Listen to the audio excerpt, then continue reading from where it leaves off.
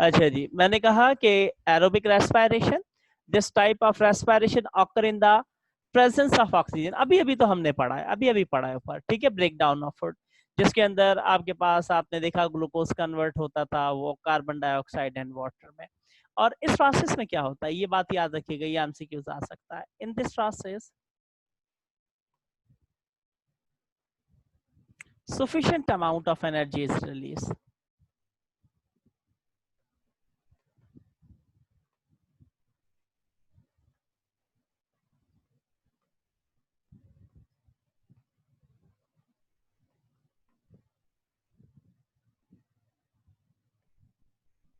एक sufficient amount के अंदर एनर्जी इसमें से क्या होती है, रिलीज होती है। Most of the organism show this process, ठीक है। So this is called aerobes या फिर एरोबिक रेस्पिरेशन, ठीक है। हम और आप भी यही प्रोसेस करते हैं, ठीक है जी। रिमूव करता हूं मैं इसको। उसके बाद एनारोबिक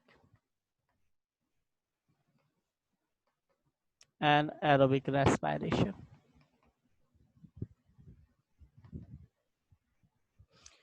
देखें this type of respiration,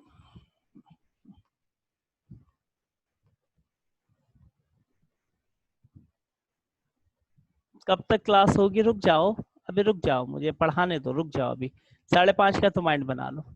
this type of respiration take place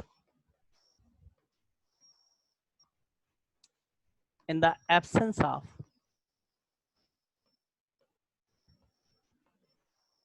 oxygen। ये absence of oxygen में होगा। in this process, इस process में क्या होगा, देखें in this process, गौर से सुनिएगा, in this process ग्लूकोज, वहां ग्लूकोज ब्रेक हो रहा था, यहाँ क्या हो रहा है, ग्लूकोज is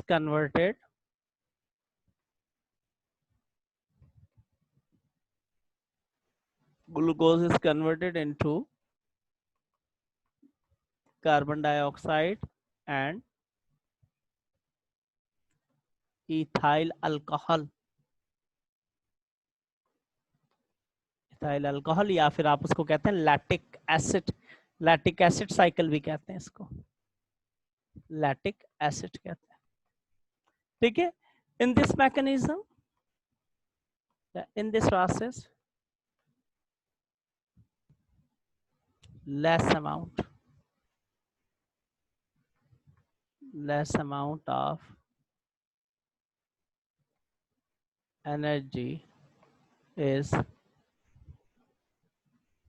रिलीज, कि इस प्रोसेस में लेस अमाउंट एनर्जी का क्या होता है, रिलीज होता है आपके पास, ठीक है। और वो ऑर्गेनिज्म जो इस प्रोसेस को शो करते हैं उन्हें एनारोब्स कह सकते हैं। जैसे बैक्टीरिया में, ईस्ट में सम स्पीशीज ऑफ एनिलिड्स हैं, जो कि एनिलिड जानते हैं ना, which live in the mud, mud गीली मिट्टी, गारे वाली मिट्टी ना, ठीक है, कंटेनिंग लेस अमाउंट ऑफ आपके पास क्या है, यानी कि ऑक्सीजन, ठीक है। या फिर पैरासाइट्स हैं कुछ जो कि इंटेस्टाइन में पाए जाते हैं, जैसे टैपवर्म है आपके पास, या फिर roots of plant growing in water logging condition, वो प्लांट जिनके रूट्स वाटर लॉगिंग कंडीशंस के अंदर पाई जाती हैं। वाटर लॉगिंग कंडीशन जहाँ पे वाटर कम अमाउंट में गढ़ों में इधर इन जगहों पे भर जाता है। देखिए रिमूव करता हूँ, देखिएगा आप,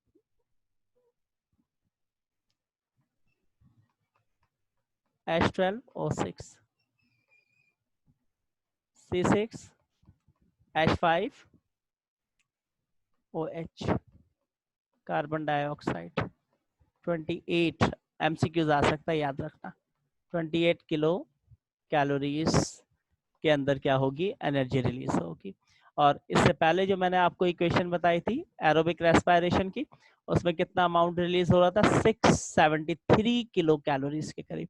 चलें इसको भी देख लें, इसके अंदर क्या था, इसके अंदर आपके पास C6 H12O6 6O2 CO2 plus 6H2O 673 kilo calories के अंदर एनर्जी क्या होगी, यहाँ से रिलीज हो जाएगी, ठीक है। लैक्टिक एसिड साइकिल भी कह सकते हैं इसको आप चाहें तो, ठीक है, लैक्टिक एसिड साइकिल भी कह सकते हैं आप चाहें तो।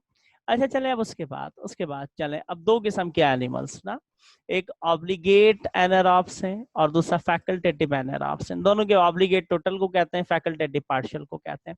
ऑब्लिगेट एनारॉब्स क्या है? These organism show respiration without oxygen, ठीक है, नेवर नीड ऑक्सीजन, इनको नीड ही नहीं है ऑक्सीजन की। और फैकल्टेटिव एनारॉब्स वो है in the presence of oxygen but in the absence of oxygen they start anaerobic respiration.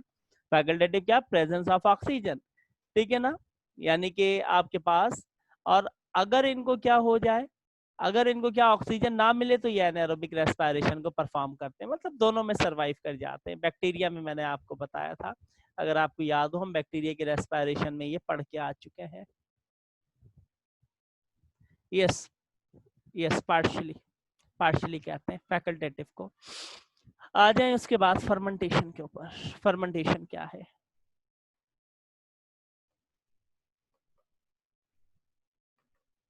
Fermentation process, देखिए फर्मेंटेशन क्या है?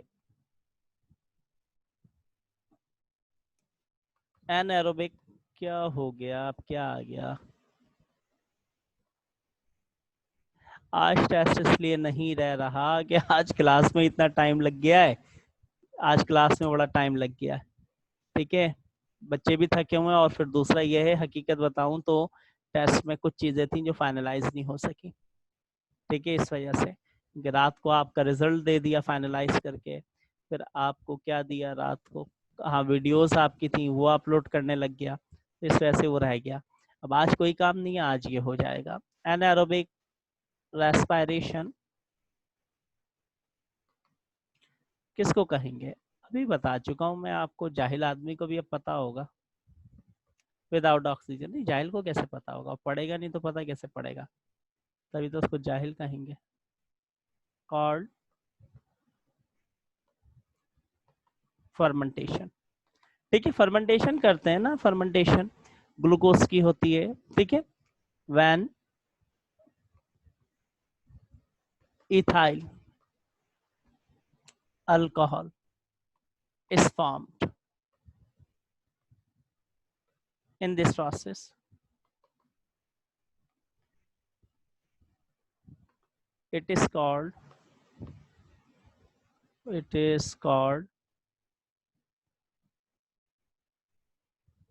anaerobic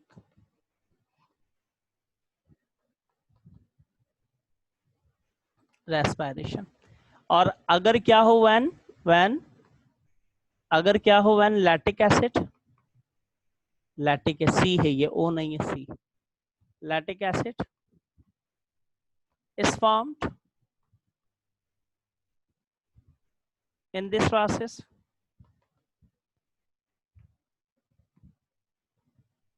it is called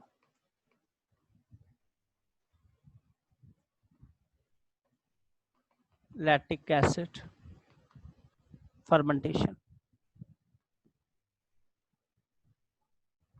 देखिए मैंने कहा कि एनारोबिक रेस्पिरेशन विदाउट ऑक्सीजन, इसको फर्मेंटेशन कहा जाता है।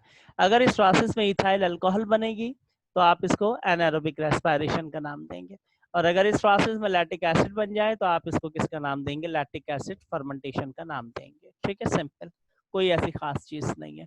Absence of oxygen, yes yes, carbon dioxide ले लेंगे, ठीक है।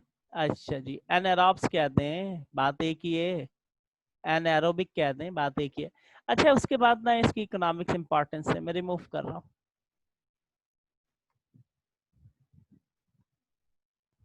इकोनॉमिक्स इंपॉर्टेंट ऑफ फर्मेंटेशन,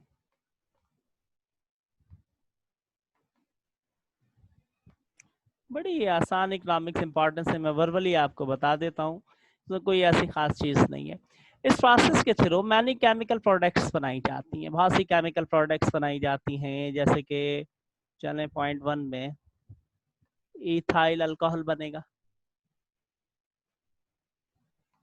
ठीक है, इथाइल अल्कोहल के अलावा लैक्टिक एसिड, लैक्टिक एसिड बन जाता है, propanoic acid, propanoic acid and butanol, butanol.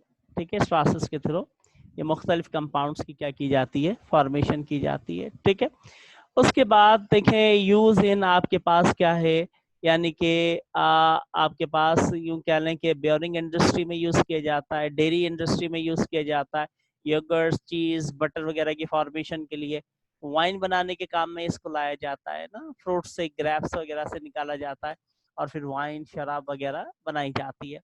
और इसके अलावा आपके पास जो है यानी कि बियर से या सिरल क्रॉप से भी बनाया जाता है। सिरल किसको कहते हैं? सिरल कहते हैं वीट वाली क्रॉस को, जिसमें वीट हो, ठीक है, इस टाइप की। अच्छा, फिर ईस्ट को जो है बेकरी आइटम प्रिपेयर करने के तौर पे यूज किया जाता है, जैसे ब्रेड वगैरह है।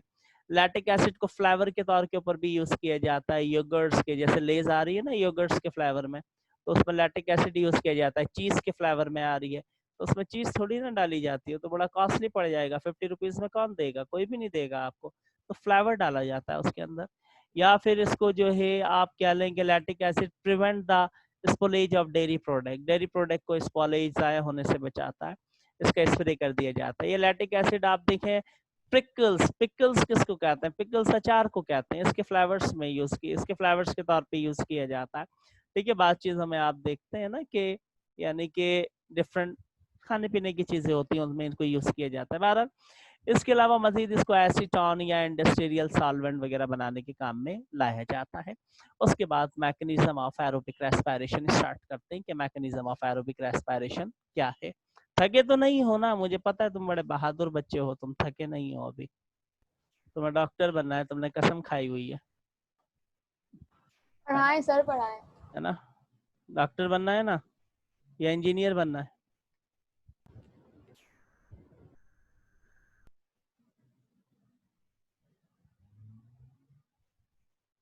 चलें जी, रिमूव करता हूं मैं इसको। अच्छा जी, मैकेनिज्म है एरोबिक रेस्पिरेशन का। मैकेनिज्म एरोबिक रेस्पिरेशन का 3 स्टेप पे कंसिस्ट करता है। पहला है ग्लाइकोलाइसिस, इसको अभी डिस्कस करेंगे। दूसरा है क्रेब्स साइकिल। तीसरा है इलेक्ट्रॉन ट्रांसपोर्ट। 3 है ये, glycolysis, Krebs cycle, electron transport. तो सबसे पहले डिस्कस कर लेते हैं किसको, इसमें हम सबसे पहले डिस्कस करते हैं ग्लाइकोलाइसिस को। Number 1, glycolysis. ग्लाइकोलाइसिस क्या है देखें, is a initial stage of respiration is called glycolysis. कि रेस्पिरेशन की जो इनिशियल स्टेज है ग्लाइकोलाइसिस कहलाएगा, in which oxygen is not use, oxygen इसमें यूज नहीं होती। It is common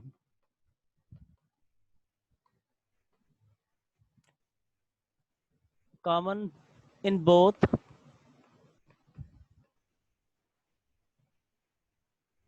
aerobic and anaerobic respiration, facultative. ठीक है, मुझे बताने की जरूरत नहीं है, फैकल्टेटिव। देखिए इन दिस प्रोसेस, इस प्रोसेस में क्या होगा, इन दिस प्रोसेस कार्बोहाइड्रेट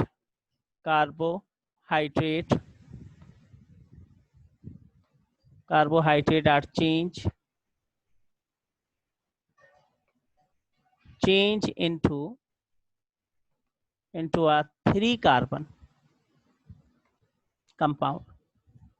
इसमें कार्बोहाइड्रेट चेंज होगी 3 कार्बन कंपाउंड में। कौन बताएगा वो 3 कार्बन कंपाउंड कौन सा है? पीछे पढ़ के आए हम, जल्दी जल्दी बताओ।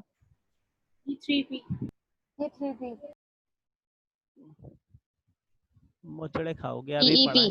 पीईपी, यस, पायरुवेट के अंदर 3 कार्बन कंपाउंड क्या है? 3 कार्बन कंपाउंड है, 3 कार्बन कंपाउंड पायरुवेट या पायरुविक एसिड, कार्बन कंपाउंड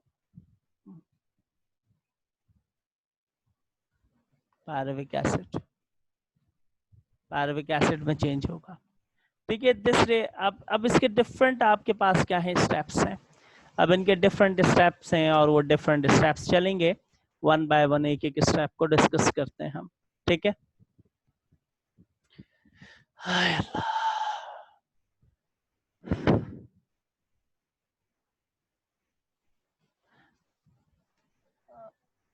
अच्छा जी, शोर नहीं करना है, अजान के बाद भी 15 मिनट होते हैं नमाज पढ़ने के, अजान होते ही कौन नमाज पढ़ने चला जाता है। हाँ, तैयारी जरूर करते हैं, आपको क्या करना है। ठीक है, पहला स्टेप इसका, glycolysis start with glucose, glucose से स्टार्ट होगा। इसमें जो है ग्लूकोज जो है वो कन्वर्टेड होगा इनटू ग्लूकोज 6 फॉस्फेट के अंदर,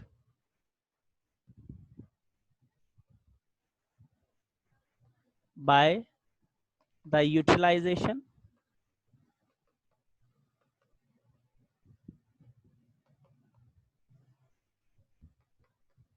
ऑफ एटीपी। ठीक है, पहला पॉइंट ग्लूकोज से स्टार्ट होगा, ये ग्लूकोज कन्वर्टेड होगा ग्लूकोज 6 फॉस्फेट में, एटीपी को क्या करेगा, यूटिलाइज करेगा। दूसरा, अब ये जो आपके पास ग्लूकोज 6 फॉस्फेट बना, ये जो ग्लूकोज 6 फॉस्फेट बना, ये चेंज होगा, उस वक्त तक चेंज होते रहेंगे जब तक पायरुवेट नहीं बन जाए। Change into fructose, fructose 6 phosphate में, 6 फॉस्फेट में चेंज हो गया।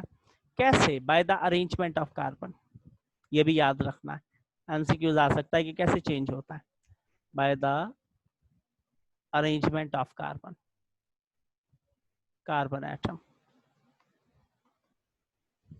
ठीक है, 2 पॉइंट्स हो गए क्लियर आपके माइंड में कि एक तो आपके पास ग्लूकोज कन्वर्ट हुआ ग्लूकोज 6 फॉस्फेट के अंदर, एटीपी को यूटिलाइज किया, फिर ग्लूकोज 6 फॉस्फेट कन्वर्ट हो रहा है, फ्रक्टोज लगा दें, ग्लूकोज हटा दें, फ्रक्टोज 6 फॉस्फेट बन जाएगा। ठीक है, मैं रिमूव कर रहा हूं।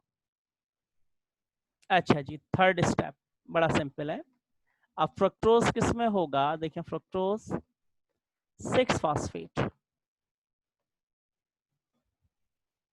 ये जो है कन्वर्टेड होगा इनटू फ्रक्टोज 1,6 बाइफॉस्फेट, याद करने पड़ेंगे आपको ना, किसके, बाय द यूज ऑफ, फिर दोबारा एटीपी यूज करेगा, by the use of ATP. ठीक है, 4 स्टेप। अब देखें फ्रक्टोज जो बना है, fructose 1,6 biphosphate,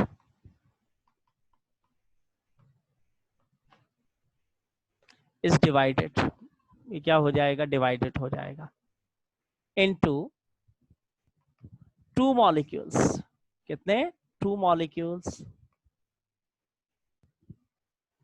molecules of 3 carbon, 2 molecules बनाएगा, हर मॉलिक्यूल्स के पास कितने होंगे, 3 कार्बन होंगे, 3 कार्बन कंपाउंड। ठीक है, उसको किसका नाम देंगे, कॉल्ड फॉस्फो ग्लाइसरेट, बल्कि फॉस्फो ग्लाइसरेट कर लें इसको, ग्लाइसरेट, फॉस्फो ग्लाइसरेट कर लें। आ गए हम वहां तक, कहाँ पहुंचे, कहाँ पहुंचे, पीछे हमने पढ़ा था। ठीक है ना, ठीक, पीछे पढ़ा था फॉस्फो ग्लाइसरेट एल्डिहाइड, फॉस्फो ग्लाइसरेट एल्डिहाइड। अब फॉस्फो ग्लाइसरेट एल्डिहाइड रिमूव करता हूं, देखें नंबर 5, जल्दी जल्दी, phospho ग्लाइसरेट aldehyde is change into 1,3, ये सारे केमिकल रिएक्शन हो रहे हैं फॉस्फोग्लाइसरेट के अंदर, किसके 1,3 बाइफॉस्फोग्लाइसरेट के अंदर, ठीक है। अच्छा, अब वहां पर पीछे हमने डार्क रिएक्शन पढ़ा था, डार्क रिएक्शन में ग्लाइसरेट 1,3 बाइफॉस्फेट चेंज हुआ था किसके अंदर, ग्लाइसरेट एल्डिहाइड फॉस्फेट में। याद है आपको, यहाँ उल्टा प्रोसेस हो रहा है, यहाँ उल्टा प्रोसेस हो रहा है, यहाँ फास्फोग्लाइसरेट एल्डिहाइड 1,3 बाइफॉस्फेट ग्लाइसरेट में जाके चेंज हो रहा है, उल्टा प्रोसेस हो रहा है, ठीक है। फिर उसके बाद देखें ये 1,3 बाइफॉस्फेट या 1,3 फास्फोग्लाइसरेट जो है आपके पास, बाय phosphoglycerate is converted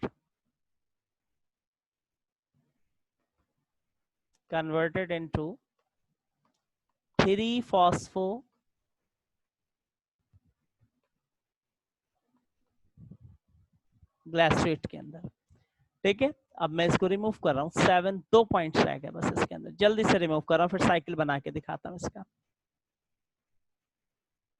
देखें जी, 3 जो फॉस्फो था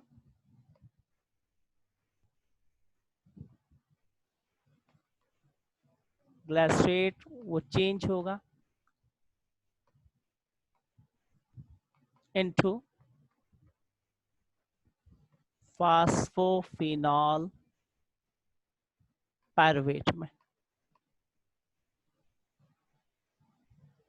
यू आना था, यू VAT फास्फोफिनॉल पायरुवेट में। अच्छा जी, उसके बाद लास्ट में in the presence of ADP 2 जो है आपके पास फास्फोफिनॉल पायरुवेट इज, अब ADP तो है ही नहीं इसके पास, ADP की प्रेजेंस में converted into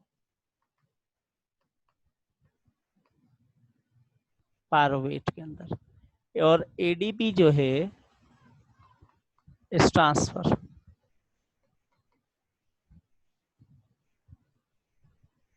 transferred into ATP। ये जो ADP थी वो ट्रांसफर हो गई किसके अंदर, ATP के अंदर कन्वर्ट हो गई, ठीक है। अब इसका साइकिल थोड़ा सा मैं आपको बना करके दिखा देता हूँ कि साइकिल कैसे होगा। रिमूव कर रहा हूँ मैं इसको, ठीक है। देखिए कहानी शुरू हुई थी किससे, ग्लूकोज से।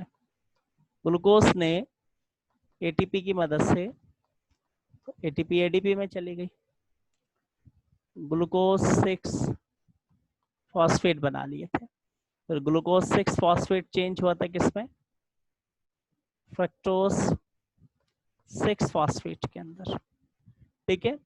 फिर फ्रक्टोज 6 फॉस्फेट ने क्या करा, ATP दोबारा जनरेट हुई, इसको यूटिलाइज किया ADP के अंदर, और ये चेंज हुआ फ्रक्टोज 1,6 बाइफॉस्फेट में, ठीक है। फिर ये फ्रक्टोज 1,6 बाइफॉस्फेट जाकर के चेंज हो गया किसके अंदर, फास्फोग्लाइसरेट एल्डिहाइड के अंदर, जिसको मैं शॉर्ट में लिख देता हूँ PGAL। P for phospho, G for glycerate है, AL फॉर एल्डिहाइड है। फिर ये 2 मॉलिक्यूल्स में टूटा था, 2 मॉलिक्यूल्स के अंदर ये टूट गया था, ठीक है। और 2 मॉलिक्यूल्स के अंदर टूटा तो उसके बाद एक बना इसके पास क्या, ठीक है। अब 2 मॉलिक्यूल्स के अंदर टूट गया जाके, यानी कि आपके पास फिर उसके बाद इसमें बन गया 1,3 बाय फॉस्फेट है, ठीक है, मैं शॉर्ट में लिख रहा हूँ ग्लाइसरेट, ठीक है। फिर उसके बाद इसने अगेन क्या करा, यानी कि अब ATP बनाएगा ना, ATP बनाएगा। अब ATP तो यहाँ कंज्यूम हो गई थी, ADP मौजूद है, उस ADP को कन्वर्ट करेगा किसके अंदर, ATP में। जब एटीपी में कन्वर्ट करेगा तो अपने ये बाइफॉस्फेट अपने फॉस्फेट को लॉस करेगा, अपने फॉस्फेट को क्या करेगा, लॉस करेगा, ताकि यहाँ जो आपके पास 2 मॉलिक्यूल हैं एडीपी के वो कन्वर्ट हो जाएं और कन्वर्ट होकर के किसकी फॉर्मेशन कर लें, वो फॉर्मेशन कर लें यहाँ पर एडीपी के, एटीपी की, सॉरी किसकी, 2 एटीपी की। समझ गए बात, अपने फॉस्फेट इसने डोनेट कर दिया और ये एटीपी बन गई। ठीक है, फिर उसके बाद अब ये क्या रह गया, अब ये रह गया 3 फॉस्फोग्लिसरेट, ग्लिसरेट। फिर ये जाकर के कन्वर्ट हुआ किसके अंदर, फास्फोफिनॉल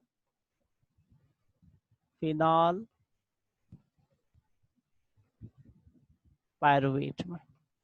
फिर इसके पास 2 मॉलिक्यूल हैं फास्फोफिनॉल पायरुवेट के, फिर ये चेंज होंगे।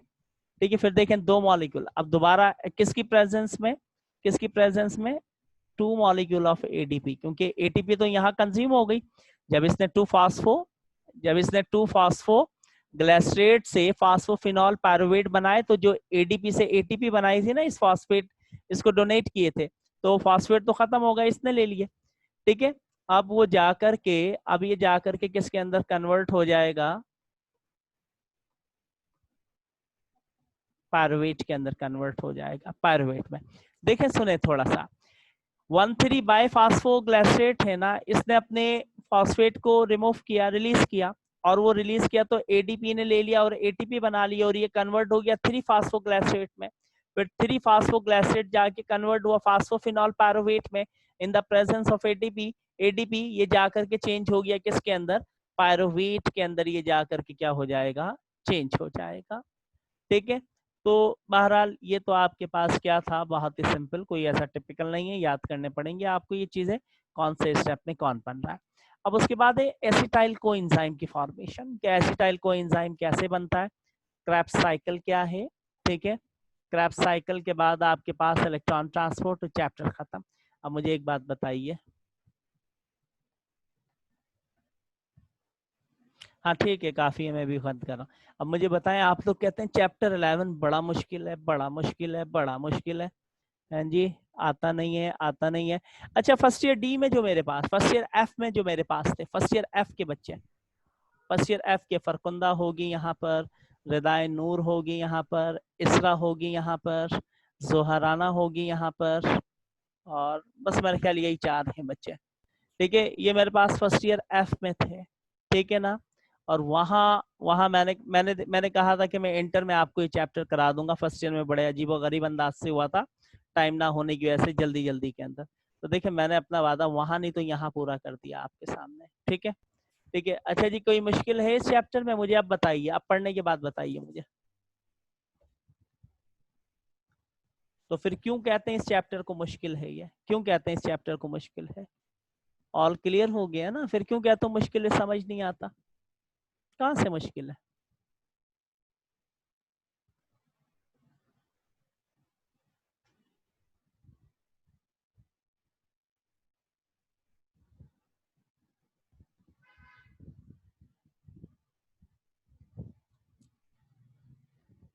चलें ठीक है।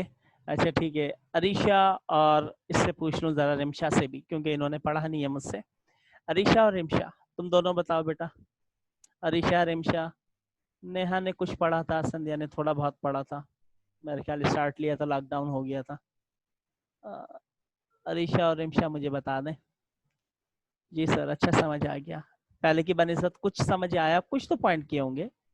अब इजी लग रहा है, मुश्किल लग रहा है, सच्ची बताओ, अरीशा और रिमशा दोनों बताओ, और बाकी के स्टूडेंट्स भी बताओ, जल्दी बताना बस, फिर मैं आगे। इजी लग रहा है, ठीक है, थैंक यू वेरी मच, मेरी मेहनत वसूल हो गई। अच्छा जी, अब बात सुन लें कि, अब बात सुन लें, बड़ा इंटरेस्टिंग चैप्टर था, इसको पढ़ाने में बड़ा मजा आता है, बहुत मजा आता है। खैर, अगर इंटरेस्ट लेके पढ़ाया जाए। अच्छा चले, अब सुने एमसी फरकुंदा, फरकंदा फरकंदा फरकंदा और प्रार्थना, दोनों ने कहा मुझसे कि एमसीक्यूज कैसे, कि सारा दिन टाइमिंग की बड़ी शॉर्टेज होती है, अब कॉलेज ऑन हो जाएगा, उसके बाद तो और टाइमिंग शॉर्टेज हो जाएगा, और ऑनलाइन में तो काम और ज्यादा बढ़ गया है। ठीक है, तो बहरहाल उस दौरान मैं रिप्लाई नहीं दे पाया, अभी मैं रिप्लाई दे रहा हूँ, आपको बता रहा हूँ बेटा। देखें, एक बात सुने, अब देखिए, मैं आपको बताता गया ना ये एमसीक्यूज आ सकता है ऐसे, अब मैंने बताया आपको ऐसे आएगा, तो आपने अपने माइंड में बिठा लिया, इससे पहले आप उसको वर्बली पढ़ लेते, इससे पहले वर्बली पढ़ रहे थे। अब अगर आप वर्बली ना पढ़े, समझ के पढ़े अपने जहन में। देखिए एक एक चीज का रट्टा नहीं मारना है, मैं लेक्चर ऐसे देता हूं ताकि आपको समझ आ जाए, याद हो जाए वो बातें।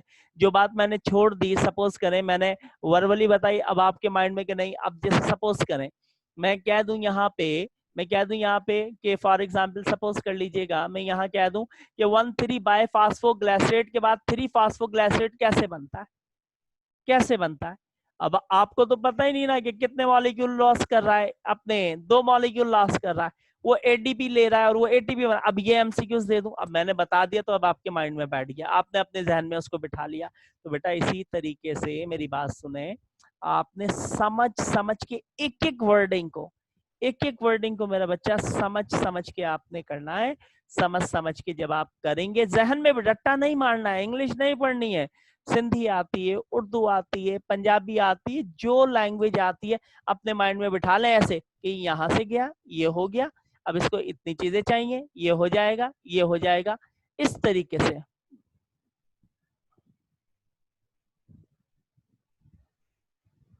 अब आपको टेस्ट करते वक्त इसलिए ऐसा लगता है बुक से प्रार्थना, आप जब एमसीक्यूज आता है ना सामने, एमसीक्यूज आता है, आप परेशान हो जाते हैं। आप पता ही क्या करें, सुने, एमसीक्यूज आया, एमसीक्यूज आया, मैं इसको रिकॉर्डिंग से तो हटाऊं, एक मिनट रुकें।